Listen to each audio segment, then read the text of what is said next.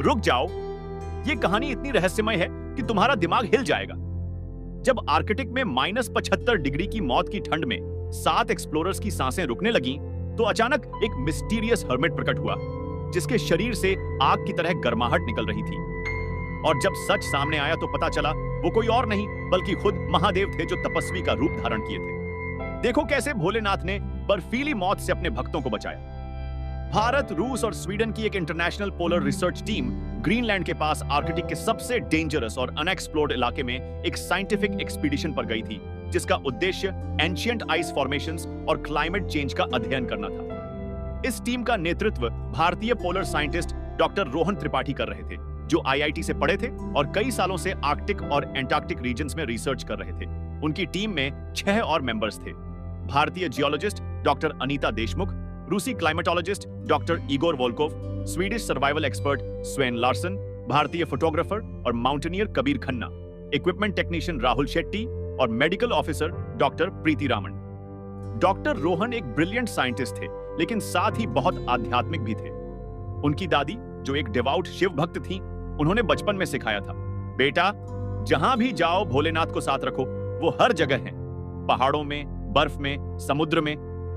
इसलिए रोहन हर एक्सपीडिशन पर एक छोटा सा शिवलिंग और रुद्राक्ष की माला साथ रखते थे और अपने टेंट में रोज शाम को एक दिया जलाकर ओम नमः शिवाय का जाप करते थे। फॉरेन टीम मेंबर्स उन्हें देखकर अक्सर हंसते, रोहन तुम मॉडर्न साइंटिस्ट हो, ये सब सुपरस्टिशन क्यों करते हो? लेकिन रोहन शांति से जवाब देते, साइंस और स्पिरिचुअलिटी दोनों अलग अलग ट्रुथ दिखाते हैं, मैं दोनों को मानता हूं। टीम कई दिनों से एक रिमोट आइस शेल्फ पर कैंप लगाए हुए थी, जो मेनलैंड से बहुत दूर थी। टेम्परेचर -40 से -50 डिग्री सेल्सियस के बीच था और वो डेली आइस सैंपल्स कलेक्ट कर रहे थे, वेदर पैटर्न स्टडी कर रहे थे और सैटेलाइट से डेटा भेज रहे थे। उनके पास काफी दिनों का सप्लाईज था, सैटेलाइट कम्युनिकेशन था और इमरजेंसी इवैक्यूएशन के लिए नियरेस्ट नॉर्वेजियन बेस से कांटेक्ट था, जो काफी दूर था। एक दिन सुबह वेदर सैटेलाइट ने अचानक एक एक्सट्रीम वार्निंग भेजी, unprecedented polar vortex approaching, category 6 blizzard, wind speed 200+ kilometre प्रति घंटा, temperature expected to drop to -75 degree Celsius और lower. This is a life threatening situation, evacuate immediately.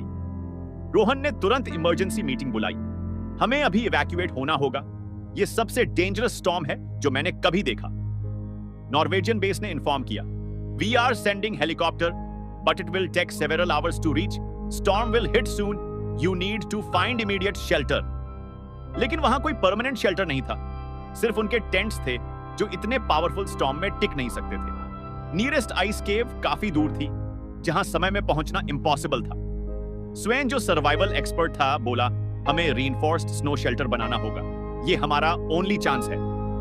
पूरी टीम ने मिलकर स्नो ब्लॉक्स काटना शुरू किया और एक आइग्लू टाइप इमरजेंसी शेल्टर बनाना शुरू किया। लेकिन कुछ ही समय में जब शेल्टर आधा ही बना था, तभी स्टॉर्म आ गया। पहले स्काई पूरी तरह ब्लैक हो गई, जैसे रात आ गई हो। फिर ऐसी तेज हवा आई कि सारे टेंट्स उड़ गए, इक्विपमेंट बिखर गए और लोग गिरने लगे। टेम्परेचर अचानक -60 से -75 डिग्री तक गिर गया। विजिबिलिटी पूरी तरह जीरो हो गई और विंड इतनी पावरफुल थी कि खड़ा रहना इम्पॉसिबल था। स्नोफ्लेक्स इतनी तेज आ रहे थे कि स्किन पर बुलेट्स की तरह लग रहे थे। रोहन ने चिल्लाया, सब अधूरे शेल्टर में घुस जाओ अभी। सभी 7 लोग उस अधूरे स्नो शेल्टर में घुस गए और एक दूसरे से चिपक कर बैठ गए ताकि बॉडी हीट शेयर हो सके। लेकिन शेल्टर अधूरा था, इसलिए विंड और स्नो अंदर आ रहे थे और -75 डिग्री टेम्परेचर में कोई भी शेल्टर ज्यादा देर काम नहीं करता। जल्द ही सबकी हालत बिगड़ने लगी। डॉक्टर अनीता की फिंगर्स नीली पड़ने लगी, राहुल के होंठ काले होने लगे, डॉक्टर इगोर शिवरिंग बंद हो गई, जो हाइपोथर्मिया का लास्ट स्टेज है। कबीर का बॉडी टेम्परेचर क्रिटिकल लेवल तक गिर गया। डॉक्टर प्रीति ने अपनी मेडिकल किट से इमरजेंसी थर्मल ब्लैंकेट्स निकाले, लेकिन वो भी इतनी एक्सट्रीम कोल्ड में इनइफेक्टिव थे। उसने कहा, अगर जल्द टेम्परेचर नहीं बढ़ा तो हम सब हाइपोथर्मिया से मर जाएंगे, ऑर्गन्स फेल होने लगेंगे। स्वेन ने पोर्टेबल हीटर चलाने की कोशिश की, लेकिन वो इतनी ठंड में स्टार्ट नहीं हो रहा था। बैटरीज फ्रीज हो गए थे, सैटेलाइट फोन काम नहीं कर रहा था, रेडियो डेड था, सारे इलेक्ट्रॉनिक इक्विपमेंट ने काम करना बंद कर दिया। अब उनके पास कोई कम्युनिकेशन नहीं था, कोई हीटिंग नहीं था, कोई रेस्क्यू नहीं आ सकता था, क्योंकि हेलीकॉप्टर इस स्टॉर्म में उड़ नहीं सकता था और मेडिकल साइंस के अकॉर्डिंग वो सब जल्द ही मरने वाले थे। डॉक्टर इगोर बेहोश हो गया, डॉक्टर अनीता कॉन्शियसनेस खोने लगी, राहुल की ब्रीदिंग बहुत स्लो हो गई। कबीर ने अपनी आंखें बंद कर लीं और अपनी मां को याद करने लगा। स्वेन जो इतने सालों का सर्वाइवर था, वो भी हार मान चुका था और बोला, I am sorry everyone, I couldn't save us. Doctor Preeti रो रही थी और अपने छोटे बेटे की तस्वीर देख रही थी। मैं अपने बच्चे को फिर कभी नहीं देख पाऊंगी। रोहन की भी हालत बहुत खराब थी।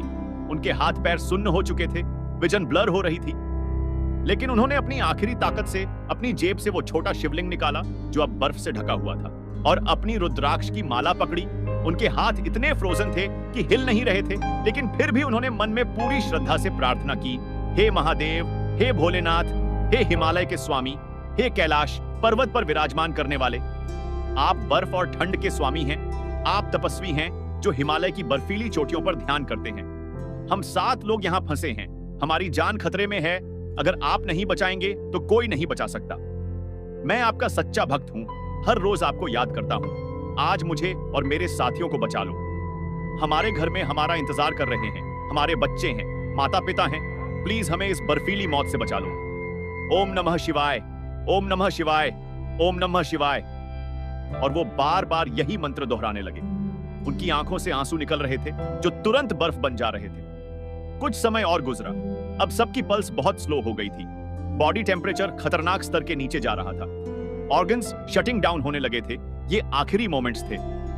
लेकिन तभी अचानक एक इम्पॉसिबल चीज हुई। स्टॉर्म की गर्जना के बीच एक और आवाज सुनाई दी, जैसे कोई गा रहा हो, ओम नमः शिवाय, हर हर महादेव। और शेल्टर के एंट्रेंस पर एक फिगर दिखा। रोहन ने धुंधली नजरों से देखा। वो एक साधु था जो सिर्फ एक थिन भगवा कपड़ा पहने हुआ था। कोई जैकेट नहीं, कोई ग्लव्स नहीं, कोई बूट्स नहीं, सिर्फ सिंपल सैंडल्स। लेकिन सबसे आश्चर्य की बात, उसके शरीर पर बर्फ नहीं जम रही थी। उसकी लंबी जटाएं थी, माथे पर 3 हॉरिजॉन्टल लाइंस जो त्रिशूल की तरह थीं, गले में रुद्राक्ष की थिक माला, पूरे शरीर पर विभूति लगी थी, हाथ में एक कमंडल था, और सबसे अनबिलीवेबल, उसके शरीर से एक गोल्डन ऑरेंज ग्लो निकल रही थी, जैसे कोई डिवाइन फायर हो। रोहन को लगा कि वो हेलुसिनेट कर रहे हैं, लेकिन साधु ने शेल्टर में प्रवेश किया, और जैसे ही वो अंदर आया, पूरे शेल्टर का टेम्परेचर अचानक बढ़ने लगा। साधु के शरीर से इतनी डिवाइन वार्मथ निकल रही थी कि जैसे किसी ने पावरफुल हीटर चालू कर दिया हो। साधु ने शांत और गंभीर आवाज में कहा, घबराओ मत बच्चों, मैं तुम्हें बचाने आया हूं। और उसने अपने हाथ फैलाए। उसकी हथेलियों से एक गोल्डन डिवाइन एनर्जी निकलने लगी जो वेव्स की तरह सभी 7 लोगों तक पहुंची। जैसे ही वो एनर्जी उन्हें टच की, अचानक सबको एक अद्भुत वार्मथ महसूस होने लगी। ये किसी नॉर्मल फायर की गर्मी नहीं थी, ये एक divine healing life giving warmth थी जो शरीर के अंदर तक पहुंच रही थी। डॉक्टर इगोर जो बेहोश था, वो होश में आ गया। डॉक्टर अनीता की नीली फिंगर्स फिर से नॉर्मल कलर में आने लगी। राहुल की ब्रीदिंग नॉर्मल होने लगी। कबीर ने आंखें खोली। स्वेन को अपने हाथ पैर फील होने लगे। डॉक्टर प्रीति की बॉडी टेम्परेचर बढ़ने लगी। साधु ने एक एक करके सबके माथे पर अपना हाथ रखा, और हर टच से वो पर्सन पूरी तरह रिवाइव हो गया। हाइपोथर्मिया रिवर्स होने लगी, फ्रॉस्ट बाइट हील होने लगी, ऑर्गन्स फिर से प्रॉपर्ली काम करने लगे। ये मेडिकली इंपॉसिबल था, लेकिन हो रहा था। फिर साधु ने अपना कमंडल उठाया और उसमें से कुछ बूंदें निकालकर सबके होंठों पर लगाई। वो पानी नहीं था, वो अमृत जैसा कोई डिवाइन लिक्विड था जो इंस्टेंट एनर्जी दे रहा था। डॉक्टर इगोर जो एक हार्डकोर रशियन साइंटिस्ट था और भगवान में विश्वास नहीं करता था, वो हैरान होकर बोला, this is impossible. Who are you? How are you surviving in -75 degree Celsius with just a thin cloth? And how is your body producing heat like a furnace? साधु ने मिस्टीरियसली मुस्कुराकर कहा, जब तुम्हारे अंदर डिवाइन अग्नि हो तो बाहर की कोई ठंड तुम्हें छू नहीं सकती। स्वेन ने कहा, लेकिन यह साइंटिफिकली इंपॉसिबल है। ह्यूमन बॉडी इतनी हीट प्रोड्यूस नहीं कर सकती। साधु ने कहा, तुम्हारी साइंस बहुत कुछ जानती है, लेकिन सब कुछ नहीं। रोहन ध्यान से साधु को देख रहे थे। उसके पैरों के नीचे जहां बर्फ थी वो पिघल रही थी और लोटस के पैटर्न्स बन रहे थे।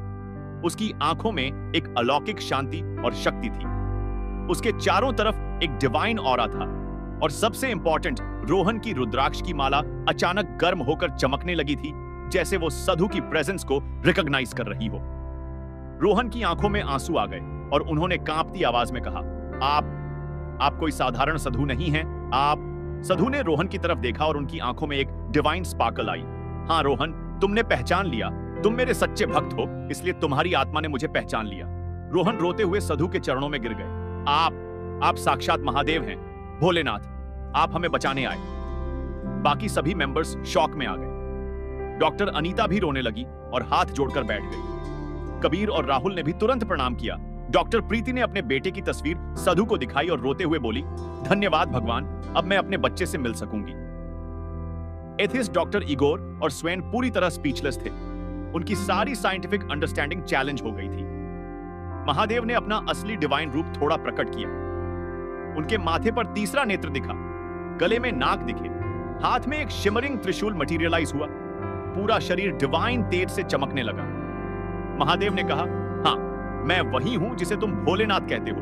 मैं हर जगह हूं, हिमालय में, कैलाश में और यहां आर्कटिक की बर्फ में भी। जब मेरे भक्त मुसीबत में होते हैं तो मैं किसी न किसी रूप में आता हूं। फिर उन्होंने शेल्टर के बीच में अपना त्रिशूल जमीन में गड़ा दिया और उससे एक पावरफुल डिवाइन एनर्जी फील्ड निकली, जो पूरे शेल्टर को एक प्रोटेक्टिव डोम में बदल गई। अब बाहर कितना भी तेज स्टॉर्म हो, अंदर टेम्परेचर कंफर्टेबल था, विंड नहीं आ रही थी और एक पीसफुल साइलेंस थी। महादेव ने कहा, स्टॉर्म कुछ समय और चलेगा, तब तक तुम यहां सेफ रहोगे। मेरा त्रिशूल तुम्हारी रक्षा करेगा। डॉक्टर इगोर ने कांपते हुए पूछा, Lord Shiva, I never believed in God. I am sorry, please forgive me. Mahadev ने मुस्कुराकर कहा, इगोर, विश्वास न करना कोई पाप नहीं है, लेकिन जब सच सामने हो तो उसे स्वीकार करना सीखो। साइंस और स्पिरिचुअलिटी दोनों सत्य हैं, अलग अलग पार्ट्स हैं। स्वेन बोला, मैं अपनी पूरी लाइफ चेंज कर दूंगा। महादेव ने कहा, बस अच्छे इंसान बनो, यही मेरी पूजा है। फिर महादेव ने रोहन से कहा, तुमने मुझे कभी नहीं भुलाया, हर मुश्किल में मुझे याद किया, तुम्हारी आस्था ने मुझे यहां बुलाया। ये लो। और उन्होंने रोहन को एक डिवाइन रुद्राक्ष दिया। ये तुम्हारी हमेशा रक्षा करेगा।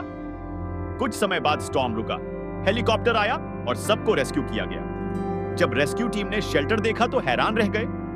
बाहर हर तरफ बर्फ जमी थी, लेकिन शेल्टर के अंदर टेम्परेचर नॉर्मल था और बीच में एक ट्राइडेंट का मार्क था जो अभी भी ग्लो कर रहा था। जब टीम ने अपनी कहानी बताई तो पहले कोई विश्वास नहीं कर पाया, लेकिन मेडिकल टेस्ट से पता चला कि सभी को सीवियर हाइपोथर्मिया और फ्रॉस्टबाइट थी, जो सडनली और कंप्लीटली रिवर्स हो गई थी।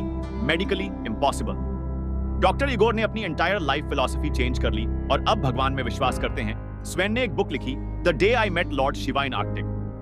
रोहन ने वो डिवाइन रुद्राक्ष एक टेंपल में डोनेट किया, जहां आज भी वो ग्लो करता है। तो दोस्तों, ये थी आर्कटिक में महादेव के हर्मिट रूप में बचाव की डिवाइन कहानी।